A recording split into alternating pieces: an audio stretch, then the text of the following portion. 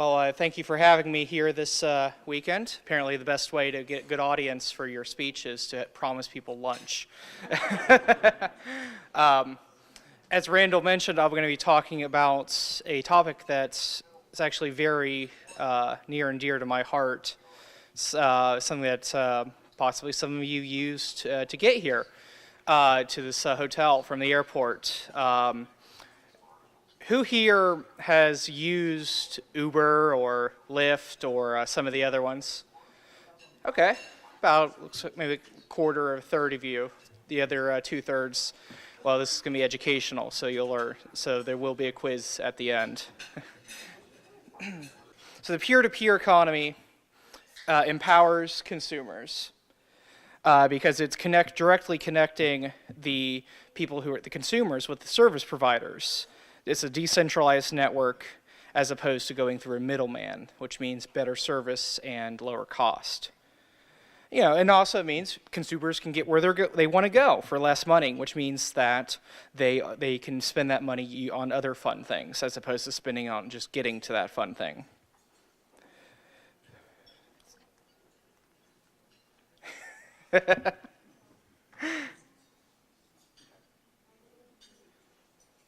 All right, there we go.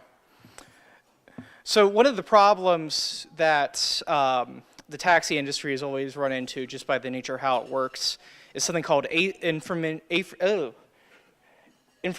asymmetry. Basically, the driver doesn't know who the rider doesn't know who the driver is.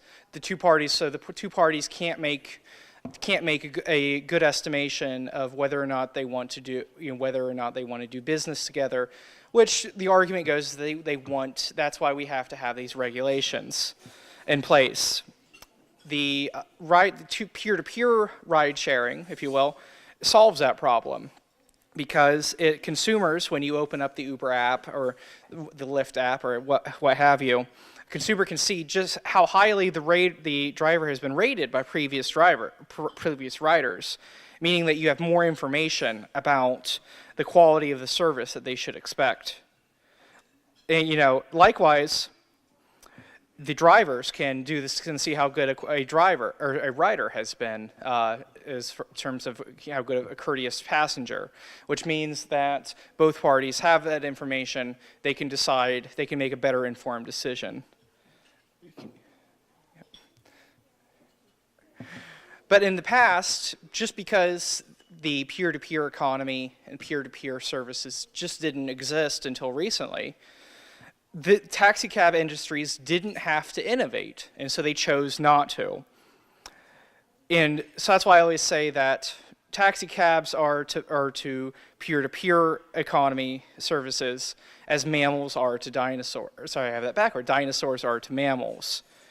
And something better came along, and now taxi cab companies are kind of in something of a freak-out mode. In France, they're literally freaking out. You might have heard the stories about how taxi drivers were physically assaulting Uber drivers. They would call an Uber ride, and then they would attack them with bats and stones and so on. So, like I said, literally freaking out. All right. One of the interesting things about the peer-to-peer economy, the peer-to-peer ride-sharing services, that is that it actually saves lives when they're implemented. There's a Temple University study that came out in August, studied the empirical effects, the real-world effects of Uber's entry into a market on vehicular homicide rates, and therefore is a proxy for how many people are the amount of drunk driving that's going on. It's obviously a bad thing that goes on, that causes a lot of cost in terms of lives and medical costs, costs to families and so on. Uber's very existence in a city correlates with a 3.6% reduction in drunk driving deaths. If you scale that up to the national scale, that's about 500 lives a year and $37 billion, that's with a B, 9 zeros, reduction in prison costs, medical costs, that sort of thing. It's empirically a good thing for people and not just consumers. Thank you. So we're going to touch on something that I spoke about a little bit earlier about the direct connection, how that works. I like to call it the network of trust, and how it almost supplants a taxi cab commission. So we had this, and before we had this 20th century model of regulation, big expensive government commissions, big books of rules, that sort of thing. Because as I said, drivers and riders just had no way of finding out about each other's past history. So protecting consumers for, shall we say, sketchiness had to be done with laws and regulations, because that was the only tool available at the time. And that goes back to that asymmetric problem, that asymmetric information problem that we talked about. So now we have a 21st century model. Solving that information asymmetry means that the commission model, the regulatory model, is outdated. If you've used Uber, you know how this works. If you haven't used it, this is how it works. When you request a ride, you see who the driver is, what his car looks like. If he's chosen to put a little biography about himself, you can see that. And you also have a 5-star rating based on past drivers or past riders' experiences with him. Likewise, when a driver accepts your request, they can see how good of a customer you've been. So, for example, if you trashed their car, they're going to give you a poor rating. Over time, bad drivers get lower ratings, and then which leads to fewer customers, because nobody's going to want to have a driver that has a low rating. Likewise, if you're let's say you're a misbehaving consumer, none of you guys would misbehave in a car. I can see that right now. Misbehaving consumers get low ratings, and fewer drivers are going to want to do business with you. So it's almost like a self-regulating model of doing business, and it's a lot faster than the regulatory model in terms of getting customer support and customer satisfaction. One time when I was in Chicago, I actually had a bad experience with Uber. Somebody charged me for a ride I never took because they canceled on me. So what I did is I contacted support, and they put the money back. They refunded the money within about in between me contacting them and them refunding me for the trip. It was a matter of hours. If that had happened in a taxi, I would probably be still waiting for a refund.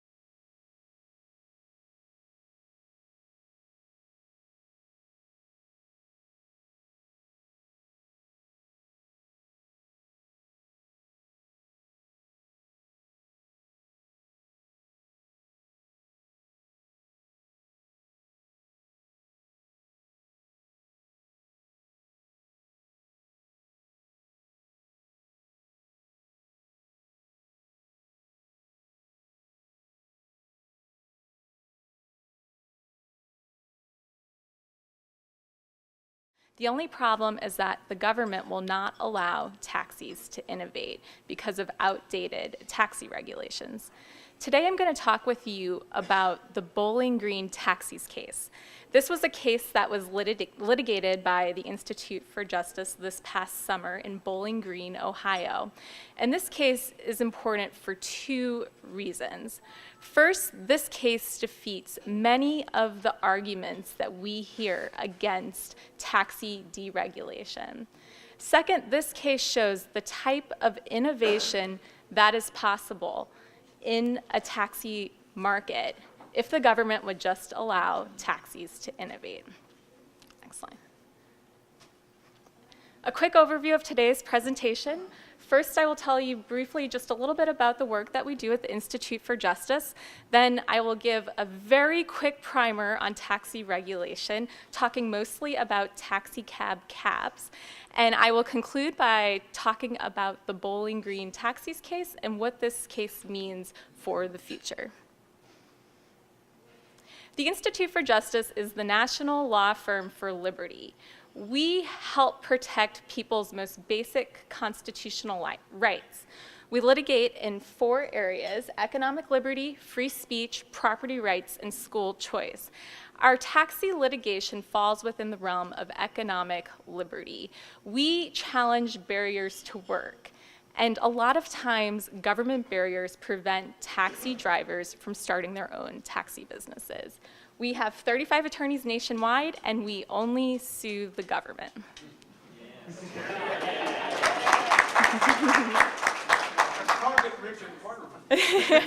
That is very true.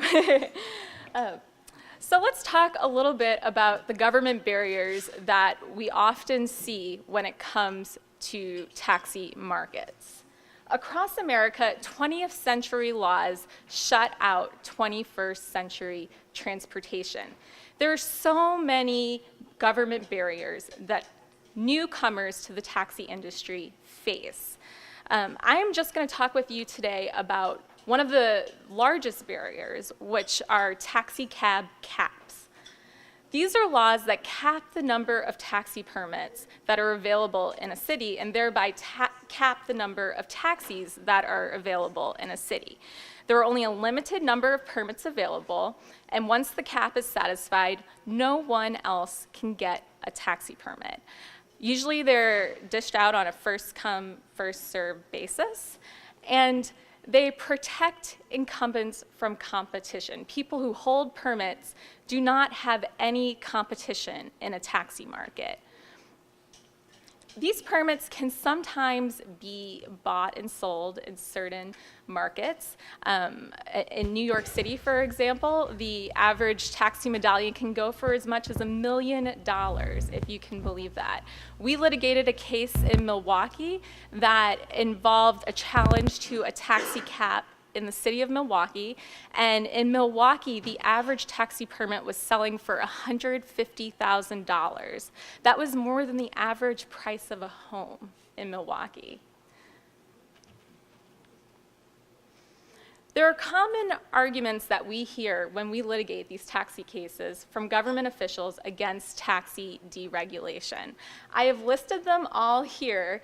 There are actually more, but I listed the most popular here. Too many taxis will lead to no taxis. Drivers won't be able to earn a decent living if too many taxis are allowed to operate.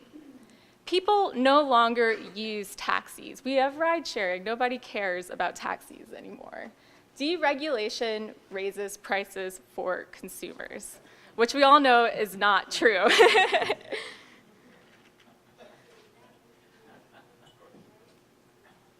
So now we've gotten to the point where we can talk about the Bowling Green taxis case. Meet John Rinaldi. John was actually supposed to be with us today, but believe it or not, his final application was up for approval this week in Bowling Green, so he wasn't able to make it, and he wishes he could have been here. John was a longtime Ohio entrepreneur who tried many businesses in Athens, Ohio. He even had a calzone business at one time, which just didn't take off. Then he used his experience from being a student at Ohio University, and he saw a need for markets that are often a need in markets for safe and affordable rides that are often markets that are untouched by ride-sharing companies like Uber and Lyft. When John called our office last spring, we were frankly a little surprised to hear about a taxi controversy in Bowling Green, Ohio. We know that the taxi cab laws are bad everywhere, but we started to think that this case might be about something more than just Bowling Green, Ohio. This case was about 20th century laws shutting out 21st century transportation. I'm going to show you a quick video that will give you some background about John and Green Cab and the events that gave rise to our case. $3 cab rides. They're life-changing. I go out, I go home, and it's always $3. Just need to call my man Mitch. I'm Mitch with Green Cab, and we offer $3 cab rides anywhere around Ohio University. It's a great time. I'm meeting people and I'm making money. Before this, I was stocking shelves, and that's probably where I'd be if I hadn't met John. I'm John Rinaldi. My buddy Chris and I run Green Cab here in Athens, Ohio, where we went to school. I'm not necessarily a taxi guy. I actually started as an internet entrepreneur. The service is simple. We use Toyota Priuses, and the fare is $3 anywhere on campus. We have a unique dispatching system. It connects consumers and drivers automatically in a super efficient way. We have a great group of drivers. They have their own personalities, their own quirks, and their own customers. They're people you'd like to get in a car with. When we started in Athens, it was thought there was not a need for another cab company. We created our own demand by providing reliable service. On Thursday, Fridays, and Saturday night, we have a lot of cabs on the road. We're picking people up, taking them uptown, and bringing them home safely. There's a lot of college towns out there. I'd like to see Green Cab in each and every one of them. We decided to expand to Bowling Green, Ohio, because it was a lot like Athens. That's when things got weird. So when Chris applied for our taxi permit in Bowling Green, Ohio, That's really he was the met with application. laughter. They literally laughed at him. It turns out Green Cab is illegal in Bowling Green. Not because they don't like our fares, our cars, or our drivers. It's just illegal to start a new taxi company. I've been in a lot of businesses, but never one where the government just said, nope, we have enough of those. It's not right. Economic freedom requires equal opportunity. So we teamed up with the Institute for Justice to protect our economic liberty and the right to give people rides. Green Cab is cool. There should be more Green Cabs out there. More room for people like me and more room for people like Mitch. Go here to make that happen.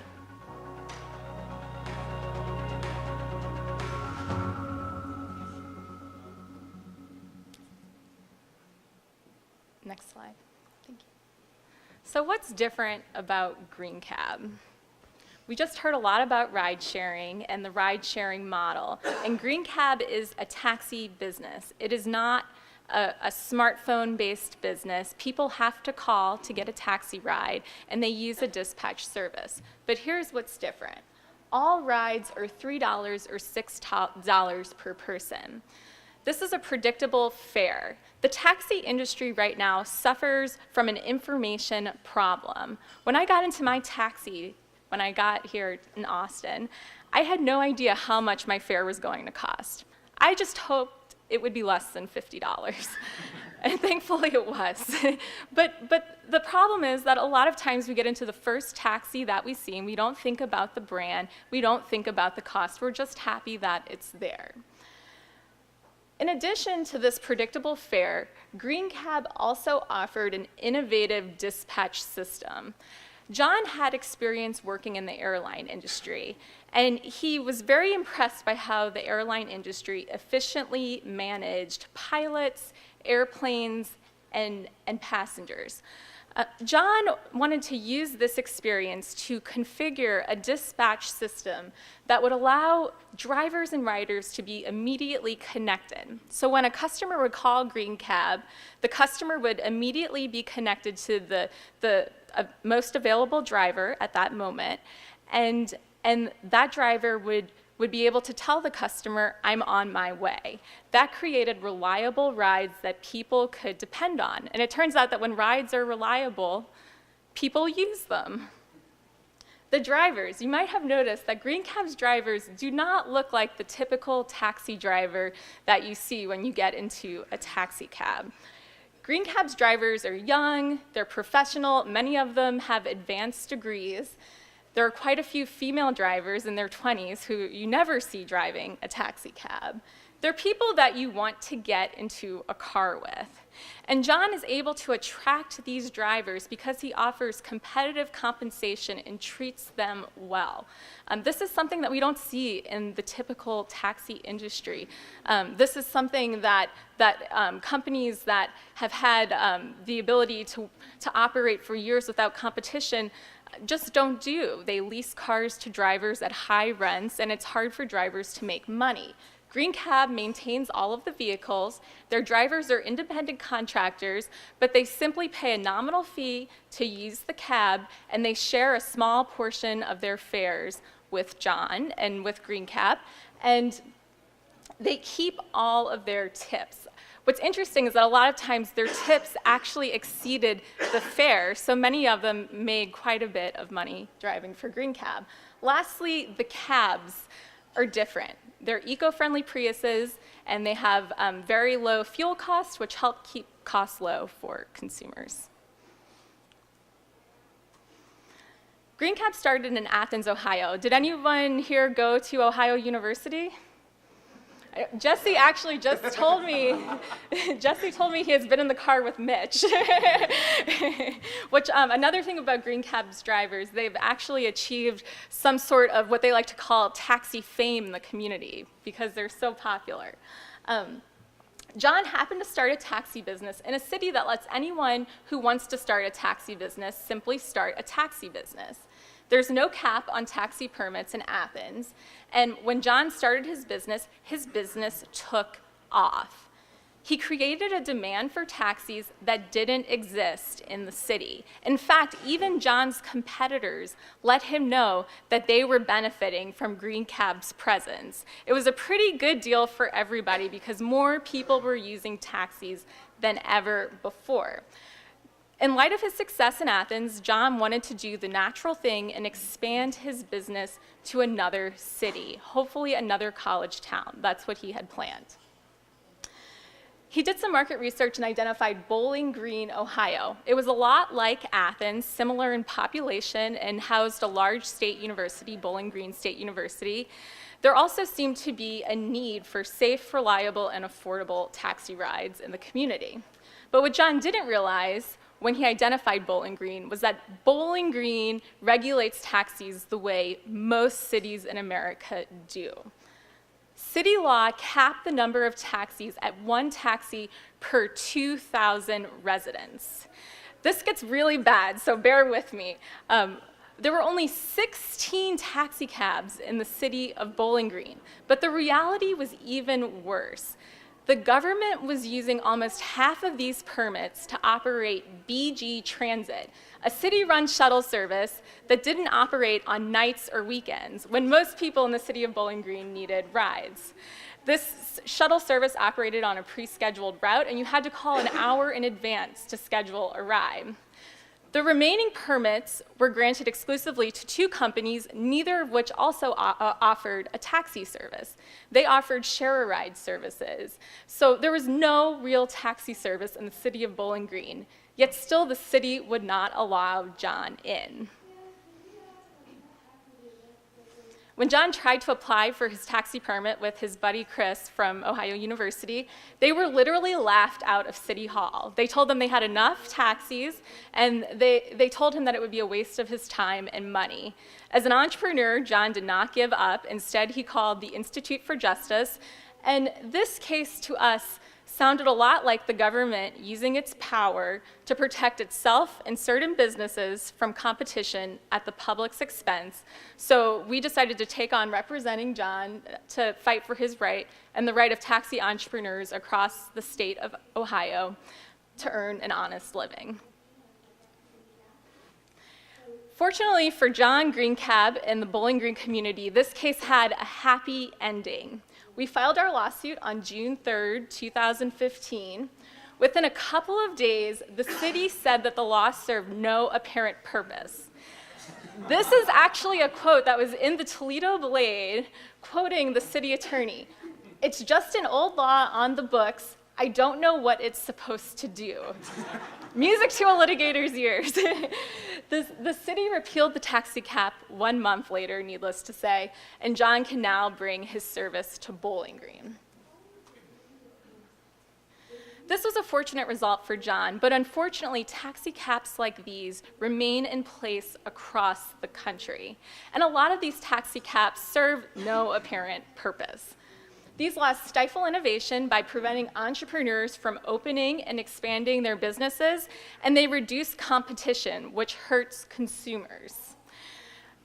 An entrepreneur shouldn't have to hire a lawyer to simply start a taxi business. And consumers and entrepreneurs should have the right to decide how many taxis a city really needs. Green Cab's success in Athens is proof that taxi freedom is nothing to fear. Thank you.